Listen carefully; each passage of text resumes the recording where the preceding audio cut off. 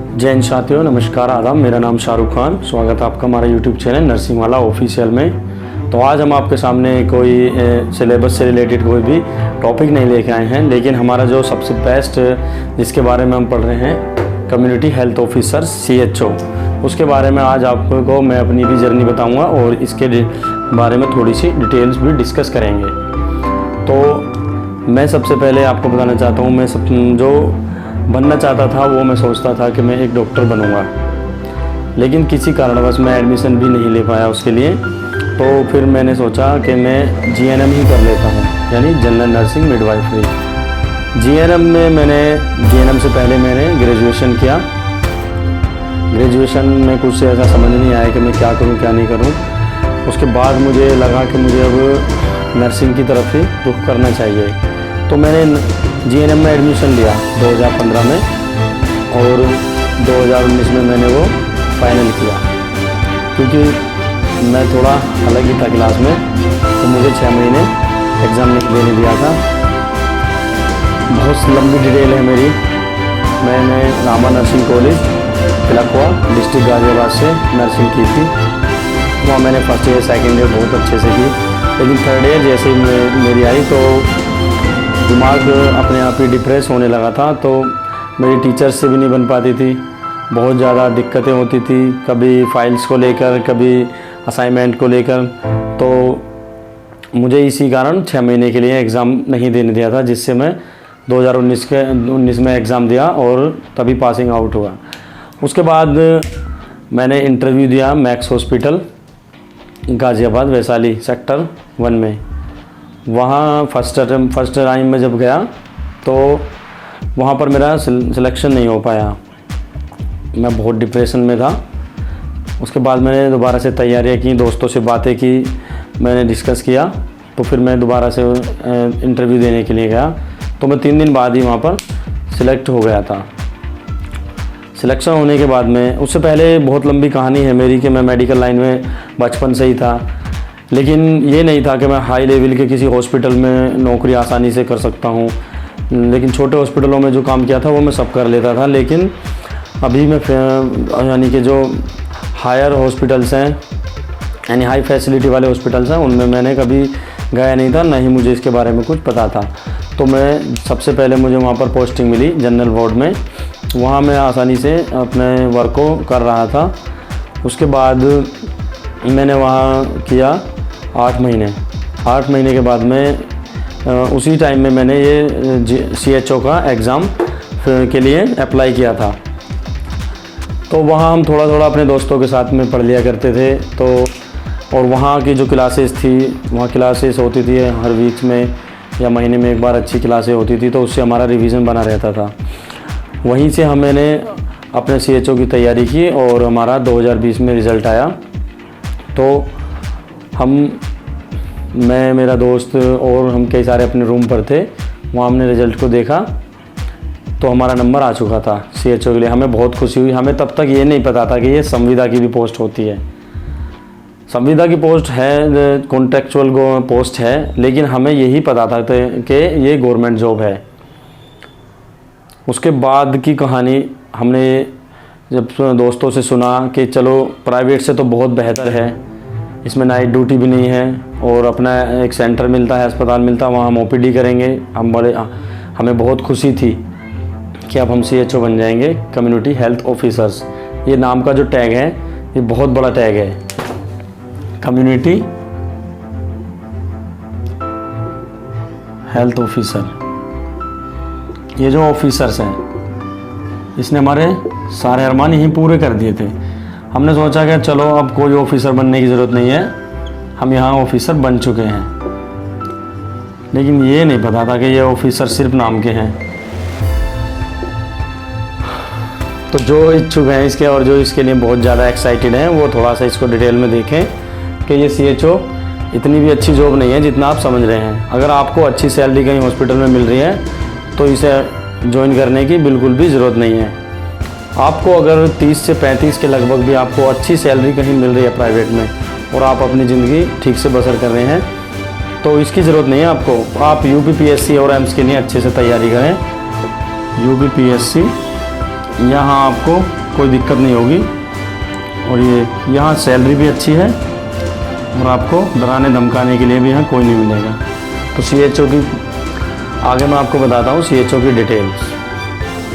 यहाँ हमने अपने डॉक्यूमेंट वेरिफिकेशन कराए, मेडिकल कराया, उसके बाद हम RHF WTC मेरठ के लिए रवाना हुए। वहाँ हमने अपना कोविड के टाइम में, क्योंकि 6 महीने तो ये 2020 के बाद में ये 6-7 महीने पेंडिंग में चली गई थी, उसके बाद कोविड आ गया था।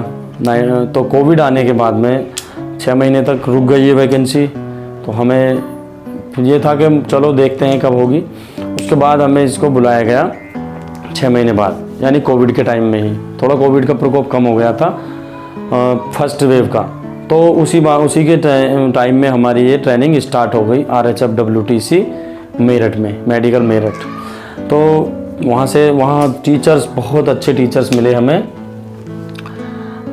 वहाँ पर थी हमारी अनीता मैम, ज्योति मैम, और एक सर थे हमारे, बहुत अच्छे सर थे। नाम मेरे थोड़ा सा ध्यान में नहीं आ रहा उनका, सॉरी सर, यदि आप देखें तो आपको बुरा लगेगा इसलिए। तो हमारी जो अच्छी टीचर थी, वो सबसे अच्छी टीचर थी हमारी अनीता मैम, जो कोऑपरेटिव थी। उसके बाद हमारी ज्योति मैम और हमारे सर। यहाँ पर हमारी साइनी मैम भी मिल गई थी, जो हमें GNM में पढ़ाती थी। इन्होंने हमें बहुत हेल्प की और इन्होंने मैं तुरंत पहचान लिया था कि आप तो रामा के स्टूडेंट हो। तो थैंक यू सभी टीचर्स का हाथ जोड़ के मैं धन्यवाद करता हूँ RHF WTC वालों का। उन्होंने हमें किसी भी तरह की कोई परेशानी आने नहीं दी। वहाँ पर हमें वहाँ तक बहुत अच्छी जर्नी लगी थी CHO की। लेकिन जैसे ही हमें पोस्टिंग मिली गौतम बुद्ध नगर में, तो हमारी जो ये 1.5 साल बहुत अच्छे से गुजरी। सबसे पहले मैं गया कोविड के टाइम में ही अपना CMO ऑफिस गौतम बुद्ध नगर। वहाँ हमने बाबू को अपने डॉक्यूमेंट जमा कराए, अपनी डिटेल्स फिल कराई, और वहाँ से अपना पोस्टिंग का एक एप्लीकेशन लेटर था जो हमें CSC जमा करना था, वो लेकर हम आ गए। तो हमने 16 जनवरी 2021 को CMO ऑफिस में पोस्टिंग दी और 24 जनवरी को हमने CSC पर पोस्टिंग ली। वहाँ हम अच्छे से अपने जो अधीक्षक थे वहाँ हमारे MOIC सर, उनको हमने मिठाइयाँ देकर अपनी पोस्टिंग ली।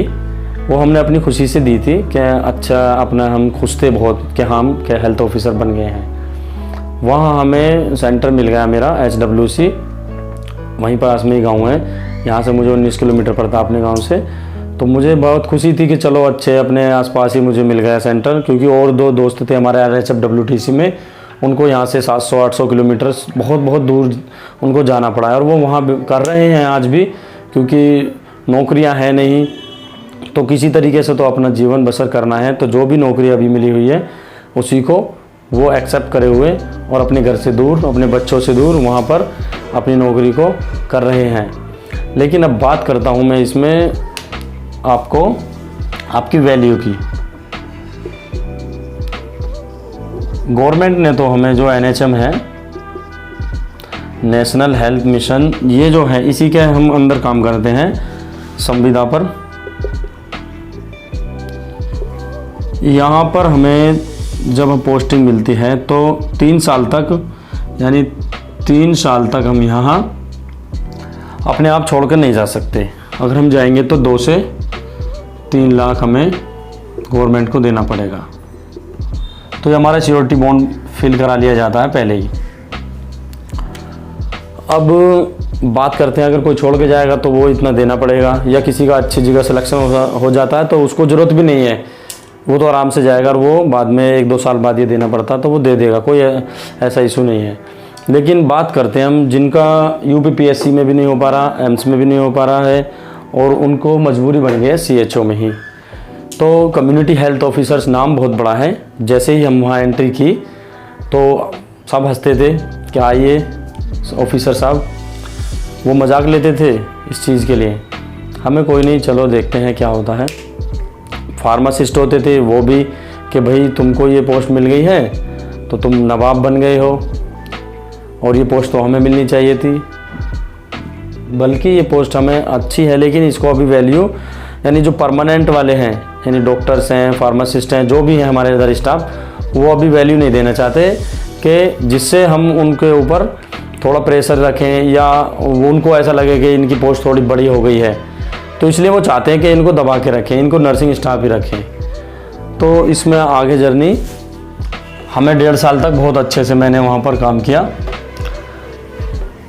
मैंने क्या, कोई भी कहीं भी है इसमें CHO में, अगर आप उनके अकॉर्डिंग काम करते हैं तो आपको कुछ दिक्कत नहीं होगी। जहाँ वो कहें वहाँ जाओ, जहाँ वो कहें वहाँ ड्यूटी करो, जैसे कहें वैसे ड्यूटी करो, तो तुम्हें इस पोस्ट पे कोई दिक्कत नहीं है। अगर तुमने कहीं भी अपनी चलाई या अपने बारे में कुछ कहा या छुट्टियों के बारे में या उनसे खिलाफ गए, तो तुम्हारा टॉर्चर यहीं से स्टार्ट हो जाएगा। फिर तुम्हारी सैलरी कट, PBI बंद और एब्सेंट लगना स्टार्ट। यहीं से देख लेना, कम्युनिटी हेल्थ ऑफिसर्स बनने से पहले कितना टॉर्चर भी इसमें झेलने को मिलता है। बहुत तो ऐसे हैं कि रो रो के वहीं पर आंसू बहाने लगते हैं, उनके सामने इतना सुनने को भी मिलता है। अगर आपको सहन शक्ति है इस चीज़ को सहन करने की, तो आपका मोस्ट वेलकम है CHO के पद पर। मैं नहीं दे रहा, लेकिन गवर्नमेंट तो आपको देगी, तो वो आप देखें। अगर आप में हिम्मत है कि आप UPPSC या एम्स या ESIC या कोई भी अदर परमानेंट पे जॉब ले सकते हैं, तो CHO में आने की बिल्कुल भी ज़रूरत नहीं है। ये मेरी राय है। और अगर इनको सबको आप नहीं कर सकते, तो सबसे बेस्ट ऑप्शन आपके पास फिर CHO ही है भाई। अगर आप नर्सिंग स्टाफ में भी कॉन्ट्रैक्ट की करेंगे, तो उससे बेटर तो हमारा CHO है। तो ये जर्नी थी मेरी, और मैं आपको बताना चाहूँ, CHO बनने के लिए कोई ज़्यादा बड़ी दिक्कतें नहीं हैं। अगर आप 6 महीने भी तैयारियां कर लेंगे अच्छे से, अभी तो थोड़ा वैकेंसी ज़्यादा भी हैं और बच्चे ज़्यादा होने की वजह से दिक्कतें आ रही हैं, वरना आसानी से इसमें सिलेक्शन हो जाता था। तो आप अच्छे से तैयारियां करेंगे तो सिलेक्शन भी हो जाएगा। लेकिन ये सब पढ़ लेना, एक बार देख लेना मेरी क्लास को, या जो मैं बता रहा हूँ मैं आपको, इसको सुन लेना, कोई दिक्कत नहीं है। वो आप अपने अंदर फिर लेकर तो आएंगे कि हाँ, मुझे अब ये शक्ति मेरे अंदर है कि मैं किसी की भी डांट फटकार को सुन सकता हूँ, और उसके बाद ये ड्यूटी करेंगे। ऐसा नहीं है कि हर वक्त आपको सुनने को मिलेगा। गवर्नमेंट ने हमारे बहुत अच्छी तरीके से ये स्टार्ट किया था, तो ऐसा नहीं है कि हमें ऐसे ही छोड़ देंगे। आने वाले टाइम में बेहतर होने वाला है, तो डरने की भी ज़रूरत नहीं है, पैनिक होने की भी ज़रूरत नहीं है। आपको अगर कहीं और नहीं सिलेक्शन हो रहा है, तो CHO में हो गया, आप आराम से इसको ज्वाइन करें, कोई ऐसी दिक्कत नहीं है। लेकिन किसी से अपना मतलब इतना ना रखें जिससे आपको वो आपके ऊपर हावी हो। इसलिए मैं आपको ये अपनी आप बीती और मेरे दोस्तों की आप बीती भी मैं आपको यहाँ बता रहा हूँ। PBI आपको नहीं पता होगा, PBI क्या होता है। यानी हमारी सैलरी जो होती है 20,500 से स्टार्ट होती है और 15,000 हमारा इंसेंटिव होता है। इसको हम PBI का रूप PBI के नाम से जानते हैं, यानी परफॉर्मेंस बेस्ड इंसेंटिव। ये आपको तब मिलेगा जब आप यहाँ 15 काम करेंगे। 15 काम आप पढ़ लेना, आसानी से आपको पता लगेगा इसके बारे में भी। इसमें हमारी OPD से लेकर E-संजीवनी तक, और भाई ANC, और यानी 15 ऐसे काम हैं। मैं आपको वो अलग से बता दूंगा, अभी मैंने सारे ये याद नहीं है मेरे भी। तो इसके रजिस्टर बनाने पड़ते हैं हमें 15। इसी रजिस्टर में हमें सारी एंट्रीज फिल करनी है उन 15 कामों की, और 15 में भी अब 2 और कर दिए हैं, यानी पॉइंट 15A 15B ऐसे करके इन्होंने और भी जोड़ दिया है। अभी तो बहुत काम बढ़ेगा इसमें, तो ये काम भी बहुत ज़्यादा है, क्योंकि एक CHO ये सब करने में, अगर वो ये सब करेगा तो वो अदर काम नहीं कर सकता। अगर वो अदर काम में लगाएंगे उसको, तो वो इन कामों को अपने नहीं कर सकता। जिससे अगर आपका कोई भी पॉइंट 15 में से एक पॉइंट भी आपका कम है, तो आपको 1,000 रुपये नहीं मिलेंगे। जितना आपका यहाँ काम दिखेगा उतना आपको मिलेगा, यानी 15 पॉइंट आपने पूरे फिल किए हैं तो आपको 15,000 रुपये अलग से मिलेंगे। तो हमारी यहाँ बनती है 35,500। इसमें हमारा 5% का इंक्रीमेंट भी है सैलरी में, यानी जो 20,500 वाली है इसमें हमारा 5% का इंक्रीमेंट लगता है ईयरली। वो लगवाने के लिए भी बातें बहुत करनी पड़ती हैं आगे सीएम ऑफिस में, तभी ये जाके हमें एक CHO की पोस्ट के लिए अच्छी सैलरी पाएंगे अगर ये सब कुछ हम करेंगे। तो आपको जैसे बहुत ज़्यादा एक्साइटेड हैं बहुत लोग के भाई CHO ही बनना है, कुछ नहीं है तो CHO बनना। मैं ये कहना चाहता हूँ सिंपल वे में आपसे कि अगर आपको किसी प्राइवेट हॉस्पिटल में सैलरी ठीक मिल रही है यानी अच्छी मिल रही है तो आप अभी संविदा की पोस्ट के लिए अप्लाई कर भी रहे हैं तो आप एग्ज़ाम दे के अपनी फिर सिर्फ तैयारियां करें और जब आपकी परमानेंट में हो जाए सिलेक्शन तब उसको ज्वाइन करें, वरना आप अपने प्राइवेट हॉस्पिटल में भी जॉब कर सकते हैं। तो